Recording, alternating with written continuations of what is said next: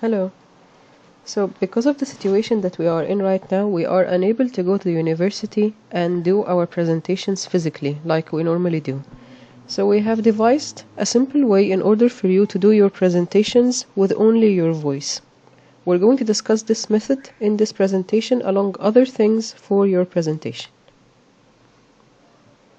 So, we're going to discuss the method of how to record your presentation, if you can re-record for all the presentation or one of the slides, and if you can record starting from a certain slide. We're also going to discuss the content of your presentation, the font and the design of the slides, and your voice and language.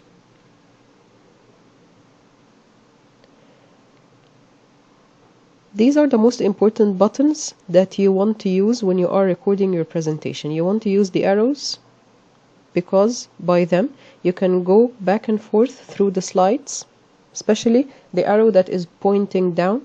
You can use it in order to go to the next slide. Also, the escape button is the button that you press when you want to end the recording for a certain slide, or if you want to end the recording for the whole presentation. So, in order to record the presentation or record your voice on a slide, first, as you can see, we are in the Home tab of the PowerPoint. You want to go to the Slideshow tab. And then you have here this button with the clock on it, and if you hover over this button, you will find that it says Start Recording from the Beginning.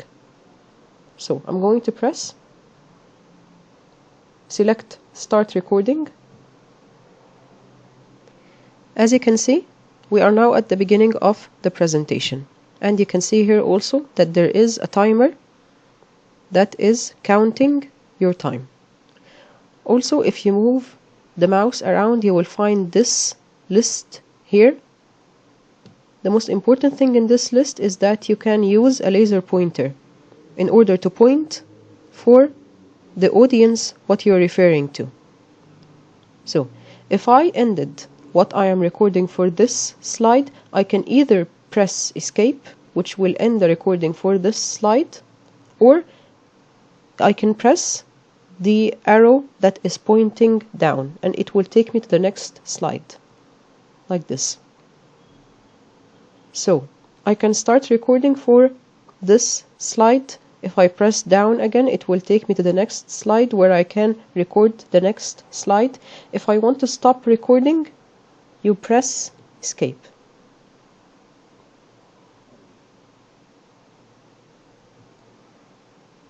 So, right now I have pressed Escape. I'm going to show you what we have recorded. If you see this sign, the sign of the speaker, you know that this slide has got some voice or someone is narrating something on this slide. If you again go to it, you will find this small player appearing. I'm going to show you right now what we have recorded. As you can see, we are now at the beginning of the presentation, and you can see here also that there is a timer that is counting your time. Also, if you move the mouse around, you will find this list here. So, as you can see, right now this slide has got some recording on it. If you go to the next one, you will find again this sign, which means that something or someone has narrated something over this slide. So, what if I want to record from a different slide, or from the slide at the middle of the presentation, like here? Do I press the same? No. The same tab with the clock? No. You press Record Slideshow. You will find two options. Start recording from the beginning or start recording from current slide. This option is very useful if you've made a mistake in, for example, this slide and you want to change your recording. So, if you press Start Recording from Current Slide, again, Start Recording, you will start recording from this slide that you have selected. to end the recording, press escape. You will find here again this sign, the speaker sign, which means that this slide has got some voice or someone recorded something on this slide. So what else can we use from the slideshow tab on the PowerPoint? From beginning, this starts the slideshow, or from current slide, and this starts the slideshow but only for this slide. And this is how you record your PowerPoint presentation.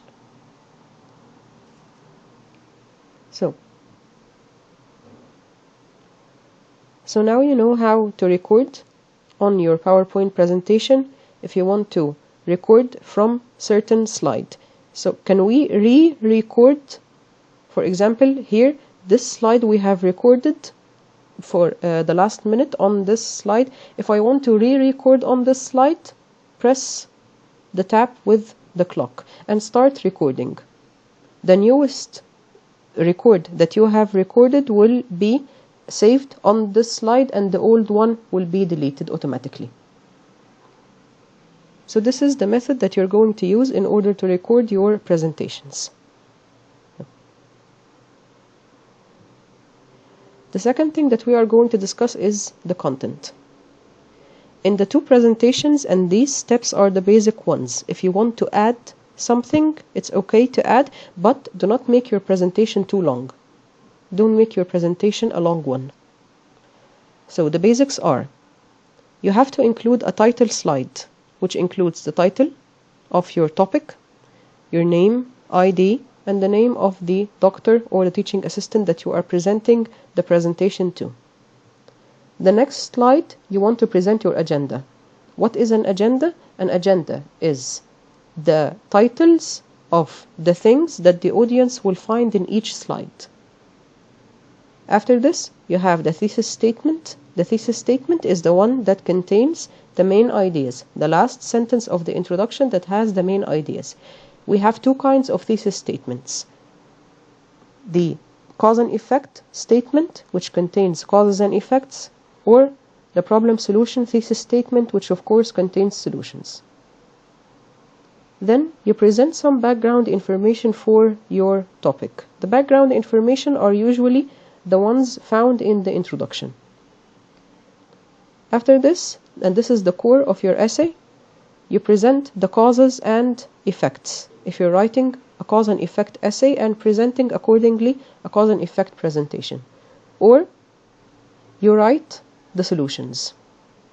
Remember that you include one cause or one effect or one solution per slide. So you present one main idea in one slide. After this, you present a slide for the concluding sentence or the conclusion of your presentation or the call for action. It's like you're summarizing or wrapping up your presentation. The last slide, of course, is for the references. The references are the sources that you have used in your paper and accordingly you have used in your presentation. So these are the basic steps that you must include in your presentation. You have two examples that are given on e-learning. This one is for the causes and effects. This is an example for a causes and effects presentation. And the other one is for the problem and solutions presentation. As you can see here, the slide contains a space where you can write your name, ID, and you write the name of the instructor or the teaching assistant. And this is the agenda. This is how you form your agenda. So basically here you're telling the audience that in the first slide you're going to find the thesis statement. Second, you're going to find the definition for the problem. Third, you're going to find where does it happen, where does the problem happen. After this, why does it happen, solutions, call for action, and then the references. This is how you form your agenda.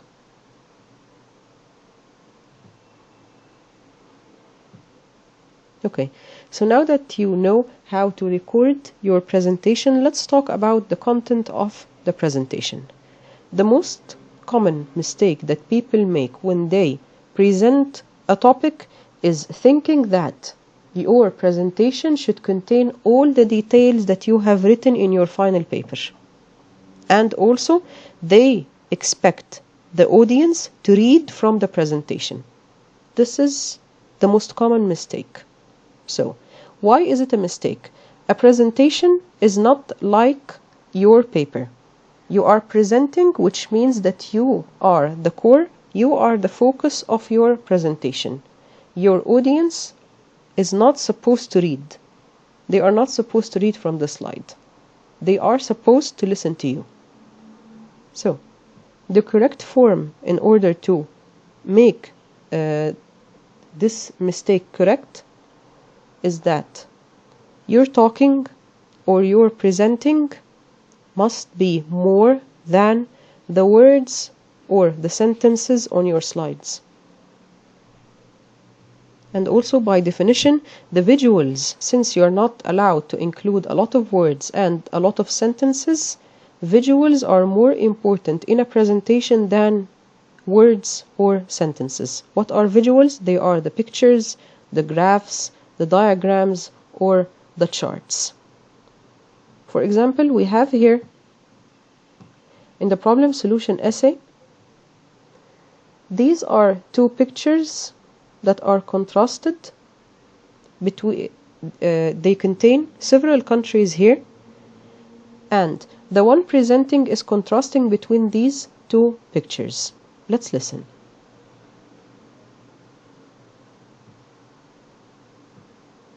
And Southeast Asia. If you contrast these two pictures together, you will find that Burma, Laos, Thailand, Vietnam, and Cambodia have lost their population of trees. You will find that Burma was totally covered with green areas, and now the greenery is only scattered areas of land. So, as you have listened, the person narrating this presentation gave more detail than what is in the pictures. And this is what you're supposed to do. The pictures are only there to present the audience with the main idea of what you're going to say, and you are the one who is giving the details. So these are the visuals that you can use. Another example of them are charts. This is called a pie chart. You can use a graph, of course, in order to present your main idea or main ideas. This chart is supposedly giving the causes for the problem that we have here. However, you don't have any details in the chart. Where are the details given? They are given in the narration. They are given in the voice of the person presenting these causes. Let's again listen together. So why does deforestation happen? Deforestation happens because of these major reasons. The first reason is agriculture, which accounts for 53%. People sometimes remove the trees from the land in order to plant their crops. The second major reason for 19% is urban development, transportation, and recreation. Urban development can occur when people start building dams, houses, and also roads on the land of the forest. The third major reason is forest roads. Sometimes people build roads in the middle of the forest in order for them to pass on it instead of passing around the forest. The fourth major reason is hydroelectricity if this forest contains waterfalls. The last reason is industry and resource extraction. Industry, of course, involving the wood that we can find in the forest, and resource extraction, it is when we use the forest in order to extract resources like oil, like coal, like paper from the woods, and also if we want to raise our cattle. And these are the reasons for deforestation. So as you listened, this person gave much more details than the ones included in the pie chart. Let's get back to our main presentation. So, what can you do in order to make your presentation a good one? You have to use visuals to give the idea, and you are the one who is presenting the details. You have to add in-text citation for what you're going to say on this slide.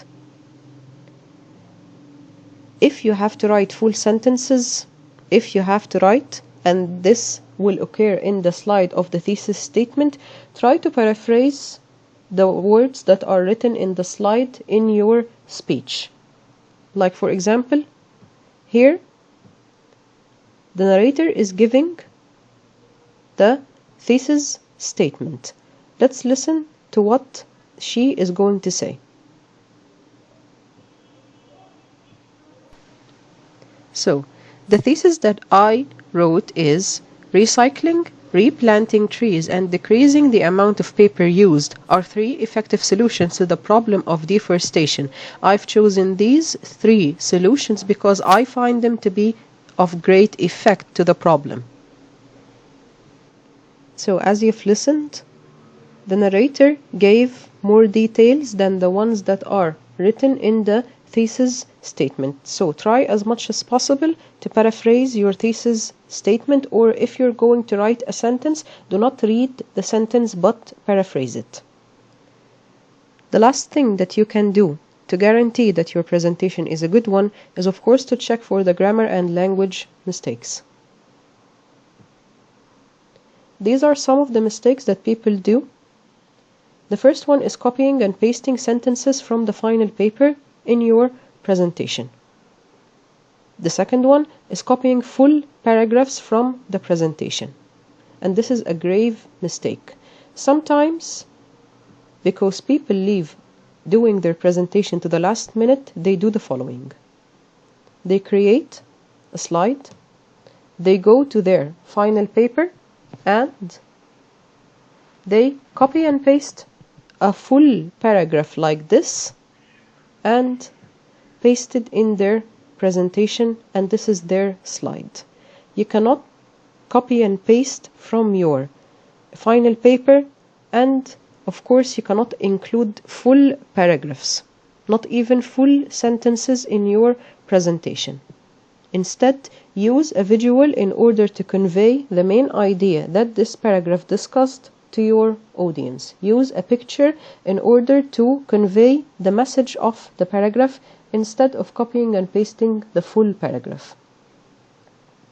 The third mistake that people do is include every detail in the slide or the presentation. You cannot include every detail from your final paper in the presentation, because this will make the presentation very long. So what you need to do is you need to include what makes the idea understandable. What makes the reader understand this idea in your final paper is much more than what you need to present in your presentation. You can present only minor details or little details so that your audience can understand the main idea. The last mistake that you can do is letting the slides speak for themselves. If you have a slide like this, you have to comment on the slide. You have to explain if there is something that needs explaining. However, you cannot, by all means, just show the slide and stop talking or stop commenting on the slide. No, you have to say something on each and every slide. So let's move on to another point, which are the font and the slide format. Let's consider together the following slides. If you notice this slide, the background of the slide is for a galaxy. If I press the button for the slideshow, you will find that the background is actually an animated background. The background moves. I am sure that by now most of you are distracted by the moving background rather than that what I am saying. And this is actually what happens if you present your audience with moving backgrounds. So this is the first mistake that you can do while you are formatting or designing your presentation. If you're going to present your audience with an animated background, you have lost their attention because they are focusing on what is moving on the PowerPoint. So do not present animated backgrounds because they are distractive. However, use still ones. Use ones that do not move. I know that the moving backgrounds are attractive and creative, however, they are at the same time distractive, so please refrain from using them. Let's focus on this one. So, can you see the contrast between the color of the background and the color of the font? If you notice, they are a bit tiring for the eyes. Your eyes might be a bit tired after looking at those two colors against each other for so long. So this is what happens if you do not contrast between the color of the background and the color of the font. You need to contrast between them. If you have a background that is dark, make the color of your font a bit bright. And of course, the other way around, if your background is a bit light, make the color of the font black or darker than the background. The font size should not be too big or should not be too small. It should be just a medium one, the normal size of your font, so that the audience can read what is written on your PowerPoint slides. And these are the font and the design of your slides. Let's move to another point, which is the speech or the voice. The first thing that you need to know is what we have showed at the beginning of this video, is that you can re-record over your slide. If you do a mistake in a slide, re-record what you have said on this slide. So the first thing that you need to do before you start recording your PowerPoint presentation is that you need to test your voice on a slide before continuing the presentation, just to see if your voice is too high or too low. If it's too low, edit the recording. You by now know how to edit your record on each slide. So the second thing that people fall into is mistakes, or are the mistakes that they do regarding the grammar and the language. They also get stressed and they forget what they want to say. So how can you solve all of these issues? You have two solutions. The first one are the notes. Prepare notes for your presentation. Notes contains the main ideas that you're going to discuss in your presentation, so that if you, in the middle of the presentation, start forgetting what you're going to say, you can take a quick look at the notes and then you remember what you need to say. If you are overstressed over your presentation, you can prepare a full script. What do we mean by a full script? A full script is a piece of paper that contains each and every single thing that you want to say about your presentation, so that you can avoid being stressed between the slides or in the middle of your presentations. So these are the two solutions that you can use in order to solve these three issues. However, remember something that is very, very important. You cannot read from either the notes or the script. You cannot also read what you have written on your slides. It is very noticeable that you are reading from something, so refrain from doing this. Do not read from any notes, any script, or from the slide. So I hope that this video made things a bit clearer about how you're going to do your presentation. If you have any questions, please return back to your instructor for the answers. Thank you.